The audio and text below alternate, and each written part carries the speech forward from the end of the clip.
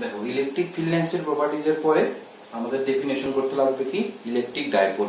ঠিক, তো electric dipole কি? ইলেকট্রিক ডাইপোল বলেছে যে একটা পজিটিভ চার্জ একটা নেগেটিভ চার্জ, কিন্তু দুজনের ভ্যালু কি ইকুয়াল, তার অপোজিট চার্জ অবভিয়াসলি। তার জন্য ডেফিনেশনটা কি লিখলাম, two equal but opposite charges placed for a small distance is called electric dipole. মানে একটা পজিটিভ একটা নেগেটিভ, কিন্তু দুজনের ম্যাগনিটিউড অফ চার্জ সমান। মানে কি, তার মধ্যেও যদি যেহেতু চার্জের ইউনিট কুলম, তার মধ্যে যদি +5 কুলম থাকে, তার মধ্যে যদি -5 কুলম থাকে, তাহলে দুটি ইকুয়াল চার্জ হলো কিনা, এবং অপোজিটলি চার্জ হলো কিনা, একটা পজিটিভ একটা নেগেটিভ হলো কিনা। হ্যাঁ, এদিকেও নেগেটিভ এদিকেও পজিটিভ দিতে পারতে, তার জন্য কোনো অসুবিধা নেই। মানে একটা পজিটিভ একটা নেগেটিভের মাঝখানে যে ডিস্টেন্সটা, এবং সেই ডিস্টেন্সটা খুব স্মল ডিস্টেন্স।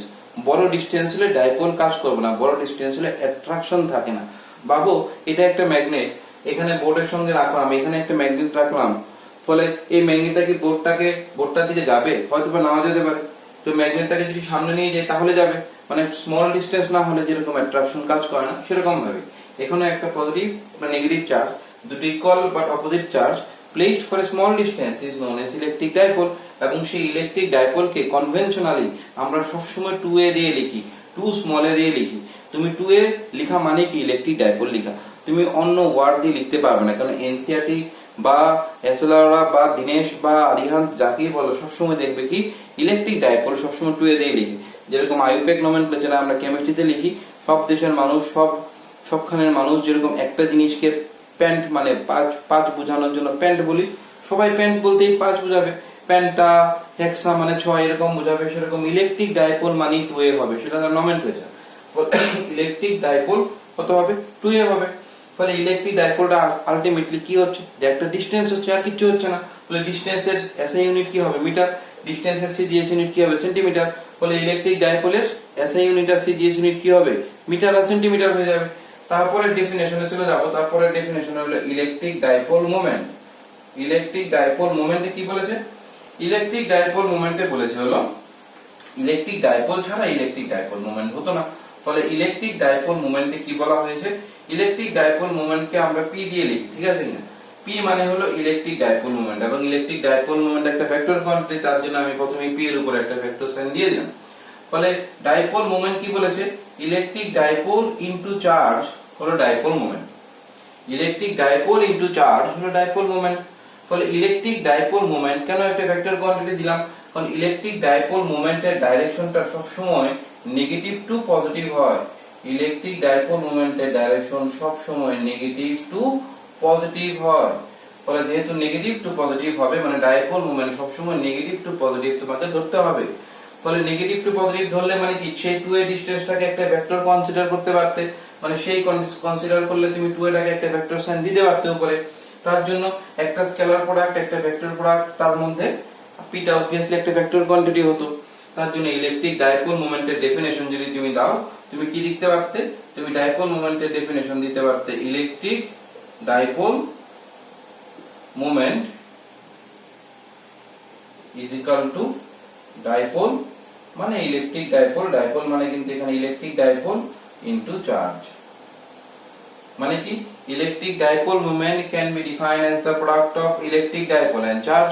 ইলেকট্রিক ডাইপোল এবং চার্জের যে প্রোডাক্ট সেটাই ডাইপোল মোমেন্ট। ইলেকট্রিক চার্জ কত? কিউ। ইলেকট্রিক ডাইপোল কত? 2a। তাহলে 2a ইনটু কিউ মানে কত হয়ে যাবে? ডাইপোল মোমেন্ট হয়ে যাবে। তাহলে অবভিয়াসলি ইলেকট্রিক ডাইপোল মোমেন্টের যদি কেউ এসআই ইউনিট লিখতো, তাহলে ইলেকট্রিক ডাইপোলের ইউনিট কত? মিটার। চার্জের ইউনিট কি? কুলম। মানে কি, কুলম মিটার হয়ে যেত তার এসআই ইউনিট। আবার এদিকে কি হতো? সেন্টিমিটার ইনটু চার্জের সিজিএস ইউনিট কি? Stat coulomb. আমি বলেছি স্ট্যাট কুলম।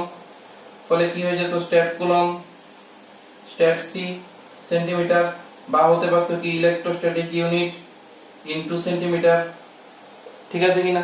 সেগুলো হয়ে যেত ইলেকট্রিক ডাইপোল মোমেন্টের এসআই বা সিজিএস ইউনিট। ঠিক আছে, যেরকম H2O, যেরকম C2H5OH, সবগুলো তোমার কি ইলেকট্রিক ডাইপোল মোমেন্টের एग्जांपल হতে পারতো। ইলেকট্রিক ডাইপোল মোমেন্টের ডিটেইলস একটু করতে হবে। কখন সিঙ্গেল ইলেকট্রিক ডাইপোল মোমেন্ট হয়, কখনো বাই ডাইরেকশনাল হয়, কখনো ট্রাই ডাইরেকশনাল হয়, সেগুলো আমরা পরে আসবো। এখন শুধু ডেফিনেশন গুলি কভার করছি আগে। তাহলে ইলেকট্রিক ডাইপোল মোমেন্ট কি হয়ে যাবে? Electric dipole moment is a vector quantity and that can be derived using the product of electric dipole and charge. So electric dipole moment can be defined as the product of electric dipole and charge. It is a vector quantity and the direction of the electric dipole moment is always from negative charge to positive charge. Fine? মনে থাকবে? এবং তার units গুলো হলো এগুলো। ঠিক? লিখে নাও। তারপর আমাদের করতে হবে কি? ইলেকট্রিক ডাইপোল বললাম, ইলেকট্রিক ডাইপোল মোমেন্ট বললাম। ইলেকট্রিক ডাইপোল মোমেন্ট এবং ইলেকট্রিক ডাইপোলের ইউজ যদি আমরা করি তাহলে সেটা হলো টর্ক। তাহলে torque due to electric dipole আমাদের তারপরের টপিক হবে torque, torque due to dipole, torque due to dipole. টর্ককে আমরা টাও দিয়ে লিখি এবং তার ডেফিনেশন আমরা জানি কি? Either force into perpendicular distance, either force into perpendicular distance হলো টর্ক। মানে দুটো ইকুয়াল বাট অপোজিট ফোর্স হতে হবে। ইদার ফোর্সটার মধ্যে কি দুটো ইকুয়াল বাট অপোজিট ফোর্স হতে হবে। মানে ইদার ফোর্সটা তোমাকে কি বোঝাচ্ছে? ইলেকট্রিক ডাইপোল বোঝাচ্ছে।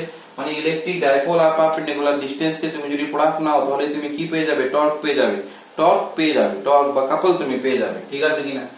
ফলে আমরা টর্ক যদি মেজার করি, ভাবো তোমার কাছে একটা ডাইপোল আছে, এই একটা ইলেকট্রিক ডাইপোল আছে, এখানে একটা পজিটিভ চার্জ, এখানে একটা নেগেটিভ চার্জ তুমি প্লেস করেছো। ফলে এদিক দিয়ে তুমি একটা ফোর্স অ্যাপ্লাই করছো, এদিক থেকে তুমি একটা ফোর্স অ্যাপ্লাই করছো, দুটো ইকুয়াল কিন্তু অপোজিট চার্জটা অ্যাপ্লাই করেছো। ফলে দুটো ইকুয়াল এবং অপোজিট, যেহেতু অপোজিট সাইডে তুমি দুটো ফোর্স অ্যাপ্লাই করেছো, তুমি এখানে পারপেন্ডিকুলার ডিসটেন্স ড্র করেছো। ফলে সেই লেন্থটা কত? তোমার 2a, যেহেতু ইলেকট্রিক ডাইপোল সবসময় 2a, সেই অ্যাঙ্গেলটা কত? তোমার সবসময় থিটা। ফলে এদিকের অ্যাঙ্গেল, এদিকের component vector resolution of vector থেকে এখানে 2a cos থিটা হবে, এখানে কত হবে? 2a sin থিটা হবে। ঠিক? ফাইন, বুঝতে পারলে? এদিকে একটা ফোর্স থাকতো, এদিকে আরেকটা ফোর্স থাকতো, দুটো ইকুয়াল ফোর্স হতো কিন্তু অপোজিট ফোর্স হতো। কেন অপোজিট? কারণ তার ডাইরেকশনটা আলাদা। এবার আমরা ফোর্সের ইলেকট্রিক ফিল্ডের ডেফিনেশন কি পেয়েছিলাম? ফোর্স বাই চার্জ হলো ইলেকট্রিক ফিল্ড। ফলে আমরা ফোর্স কত লিখতে পারি? চার্জ ইনটু ইলেকট্রিক ফিল্ড আমরা ফোর্স লিখতে পারি। লিখতে পারি কিনা? পারি। ফলে charge into electric field is equal to force লিখতে পারি। আমরা কি বলেছিলাম? টর্ক মানে কি? Either force. ইদার ফোর্স কেন? কারণ যে কোনো একটা ফোর্স, এদিকে ধরলে প্লাস কিউ, এদিকে ধরলে মাইনাস কিউ, তার ম্যাগনিটিউড তুমি কনসিডার করো, তাহলে কিউই লিখতে পারতে। ইদার ফোর্স তাহলে কত হয়ে যাবে? কিউই হয়ে যাবে। পারপেন্ডিকুলার ডিসটেন্স কত হয়ে যাবে? 2a sin থিটা হয়ে যাবে। ঠিক? তাহলে তোমার টর্কের এক্সপ্রেশন কি হয়ে যাবে? টর্কের এক্সপ্রেশন হয়ে যাবে কিউই চলে এলো ফোর্স থেকে ইনটু 2a sin থিটা, এলো পারপেন্ডিকুলার ডিসটেন্স। এবার 2a ইনটু কিউ কে তুমি আলাদা করে দাও, সঙ্গে তুমি ই sin থিটা রেখে দাও। ঠিক আছে? 2a ইনটু কিউ, 2a মানে কি? ডাইপোল, কিউ মানে কি? চার্জ, ডাইপোল ইনটু চার্জ মানে কি? ডাইপোল মোমেন্ট, ডাইপোল মোমেন্ট মানে কি? পি। তো পি থাকলো এদিকে, এদিকে ই sin থিটা থাকলো, মানে টর্ক ইজ ইকুয়াল টু কি হয়ে যাবে? পি ই sin থিটা হয়ে যাবে। তাহলে আমরা কি লিখতে পারতাম? তাহলে আমরা লিখতে পারতাম torque is equal to p E sin theta. P মানে কি? ডাইপোল মোমেন্ট, ই মানে কি? ইলেকট্রিক ফিল্ড, sin থিটা কি? sin থিটা, sin হলো sin, ফলে থিটা হলো অ্যাঙ্গেল বিটুইন, বলো angle between dipole and force. Force আর ডাইপোল বা ডাইপোল মোমেন্ট আর ইলেকট্রিক ফিল্ডের মাঝখানের অ্যাঙ্গেল হলো থিটা। মানে পি আর ই এর মাঝখানের অ্যাঙ্গেলটা হয়ে গেল কি? হয়ে গেল থিটা। ঠিক? তাহলে তুমি যদি ভেক্টর ফর্মে লিখতে চাইতে, tau vector is equal to তুমি লিখতে পারতে P vector cross E vector. কারণ আমরা ভেক্টরসে জানি, ভেক্টরসে A vector cross B vector is equal to কি? A B sin theta. তাহলে obviously p vector cross E vector কি হয়ে যাবে? p e sin থিটা হবে। মানে p e sin থিটা কে তুমি p cross e, p vector cross e vector লিখতে পারতে। ইন ভেক্টর ফর্ম আমরা টাউ কে এরকম ভাবে লিখতে পারতাম। শুধু ম্যাগনিটিউড কনসিডার করলে তুমি tau is equal two p e sin theta দিয়ে লিখতে পারতে। তাহলে যেহেতু তোমার tau is equal two p e sin theta এসেছে, এবার কথা আসবে যে টাউ বা টর্কের ম্যাক্সিমাম মিনিমাম ভ্যালু কত হবে। টর্কের ম্যাক্সিমাম টর্ক যদি তুমি ধরতে, ম্যাক্সিমাম টর্ক যদি তুমি ভাবতে, ম্যাক্সিমাম টর্ক হয়ে যেত যখন theta is equal two 90 degree হতো, মানে যখন sin 90 ইজ ইকুয়াল টু 1 হতো, তখন tau max, maximum torque is equal two কত হয়ে যেত? p হয়ে যেত। আর মিনিমাম টর্ক যদি তুমি ধরতে, মিনিমাম টর্ক, তাহলে মিনিমাম টর্কের সময় কি হয়ে যেত? থিটা ভ্যালুটা মিনিমাম হয়ে যাওয়া মানে 0 হয়ে যাওয়া, আর sin 0 ডিগ্রির ভ্যালুটা কত হয়ে যাওয়া? 0 হয়ে যাওয়া, মানে ultimately tau minimum is equal two কত হয়ে যাওয়া? 0 হয়ে যাওয়া। ফলে এটা হতে পারতো টর্কের স্পেশাল কেসেস কে টাও মিনিমাম ইজ ইকুয়াল টু 0 হয়ে যাবে, টাও maximum is equal to P হয়ে যাবে। কারণ মিনিমাম যখন হবে থিটা ভ্যালু 0 হয়ে যাবে, ম্যাক্সিমাম এর সময় থিটা ভ্যালু 90 হয়ে যাবে। যেহেতু এক্সপ্রেশনটা পি sin থিটা, থিটা ভ্যালুতে 0 ডিগ্রি আর 90 ডিগ্রি বসালে আমরা ম্যাক্সিমাম টর্ক আর মিনিমাম টর্কের ভ্যালু পি আর 0 পেয়ে যাব। ঠিক আছে কিনা? হয়ে গেল টর্ক। টর্ক হয়ে যাওয়ার পর তোমার চলে যেতে হবে কোথায়? টর্ক হয়ে যাওয়ার পর চলে যেতে হবে ইলেকট্রিক ফ্লাক্স। তাহলে পরের টপিক হয়ে যাবে ইলেকট্রিক ফ্লাক্স।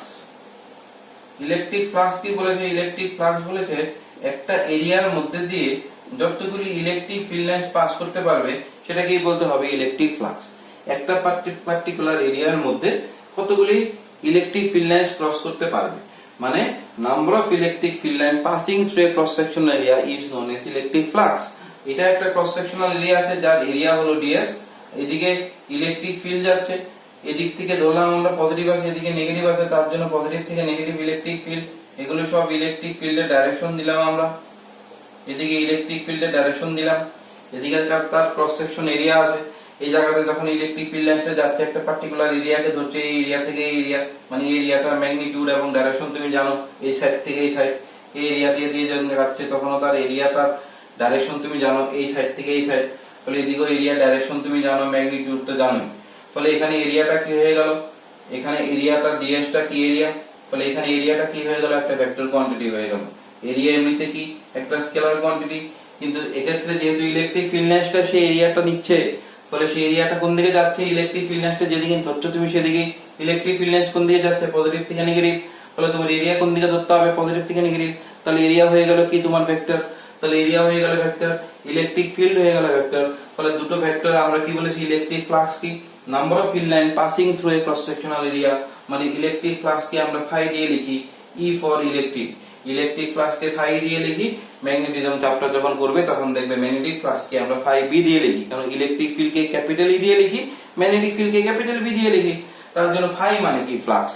তাহলে ফ্লাক্স, ইলেকট্রিক ফ্লাক্স মানে কি? D phi E is equal to কি হয়ে যাবে? Electric field into DS.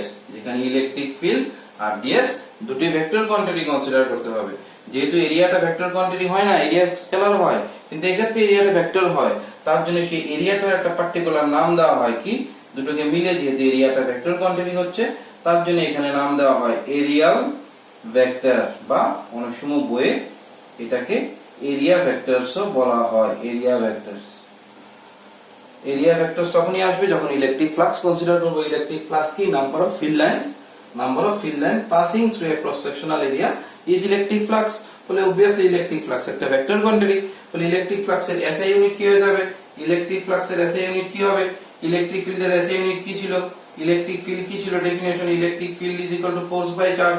ফলে ফোর্সের ইউনিট কি? নিউটন। চার্জের ইউনিট কি? কুলম্ব। ফলে নিউটন পার কুলম্ব হয়ে যাবে ইলেকট্রিক ফিল্ডের ইউনিট। এরিয়ার ইউনিট কি? Metre square. ফলে তার এসআই ইউনিট কি হয়ে যাবে? Newton coulomb inverse metre square, বা newton metre square coulomb inverse. এবং তার সিজিএস ইউনিট কি হয়ে যাবে? ইলেকট্রিক ফ্লাক্সের নিউটন না হয়ে ডাইন হয়ে যাবে, কুলম্ব না হয়ে স্টেট কুলম্ব হয়ে যাবে, state coulomb inverse centimetre square হয়ে যাবে। হবে কি? হবে না? হয়ে যাবে স্টেট কুলম্ব ইনভার্স না হয়ে ইলেকট্রোস্ট্যাটিক ইউনিট ইএসইউ ইনভার্সও হয়ে যেতে পারত, CGS unit of electric flux. তাহলে ইলেকট্রিক ফ্লাক্সটা কি? ইলেকট্রিক ফ্লাক্সটা হলো number of electric field line passing through a cross sectional area is known as electric flux.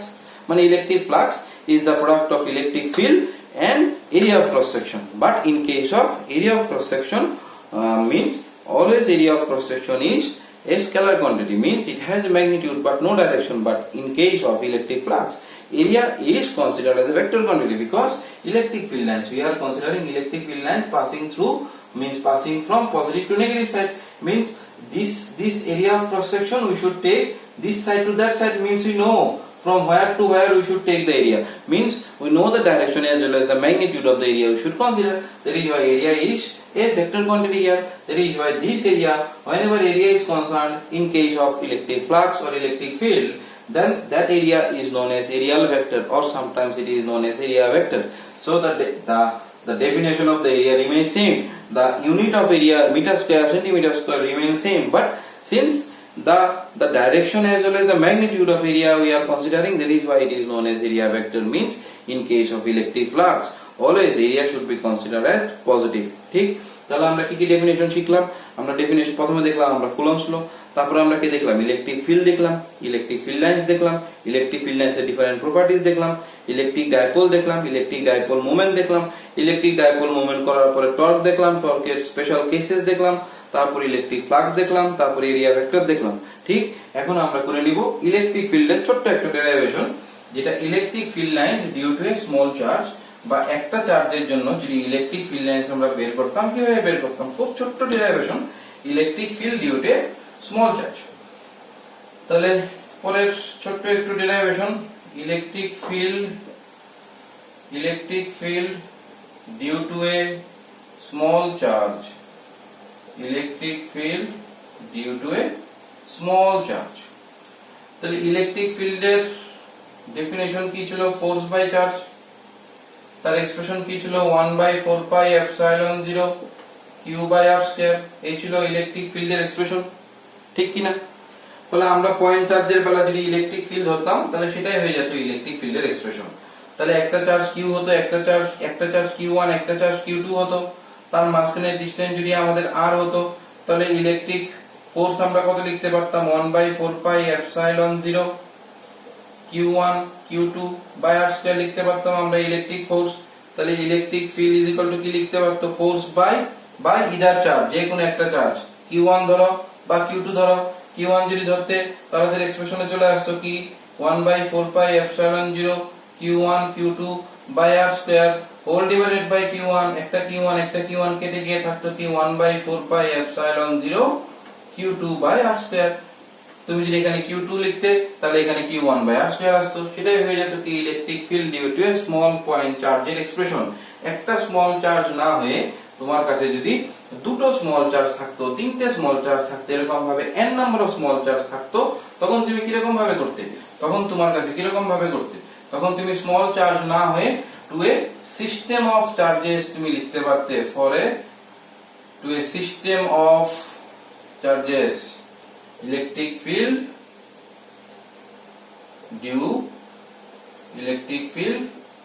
for a system of charges. System of charges মানে অনেকগুলো system আমরা consider করছি। তাহলে এক ফার্স্ট সিস্টেমসের জন্য ইলেকট্রিক ফিল্ড লাইন্স আমরা লিখতে পারতাম 1/4 পাই এপসাইলন 0 সে q1 by r1 square. Second সিস্টেমসের জন্য লিখতে পারতাম 1/4 pi epsilon 0 q2 by r2 square. Third সিস্টেমের জন্য লিখতে পারতাম কি? থার্ড সিস্টেমের জন্য লিখতে পারতাম electric field line C3 1/4 pi epsilon 0 Q3 by R3 square.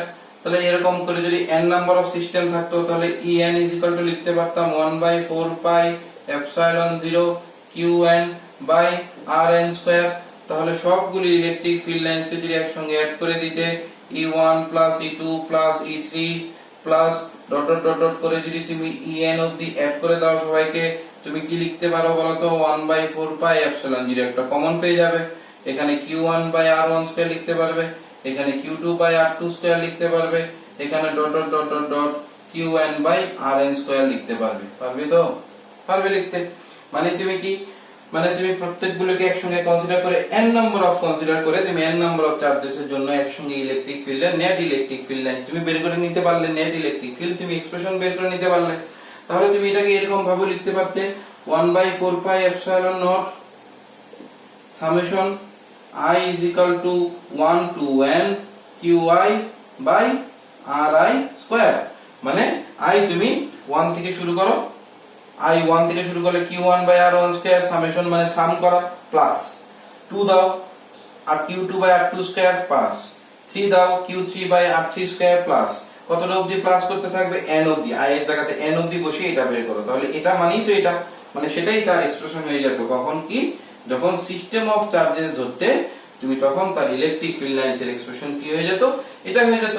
তাহলে আলটিমেটলি সিস্টেম অফ চার্জেসের জন্য electric field lines E net is equal to কত হয়ে যাবে? 1/4 pi epsilon 0 summation i is equal to 1 to n qi ri square.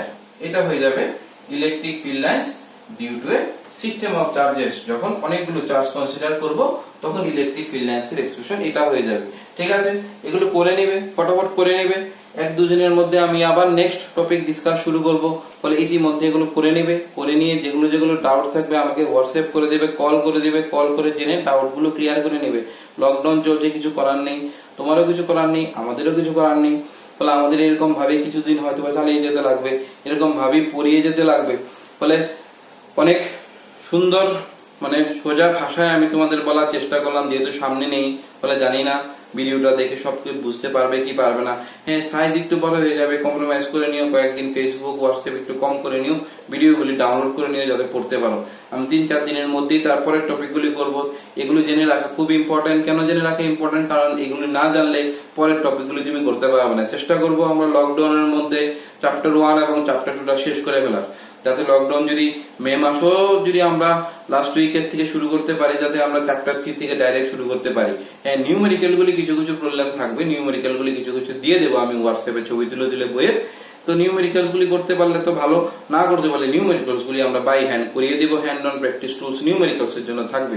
যখন আমাদের face to face দেখা হবে তখন আমরা নিউমেরিক্যাল করিয়ে দেবো সবগুলো। তুমি জানো আমাকে, আমি সব নিউমেরিক্যাল করিয়ে দিই।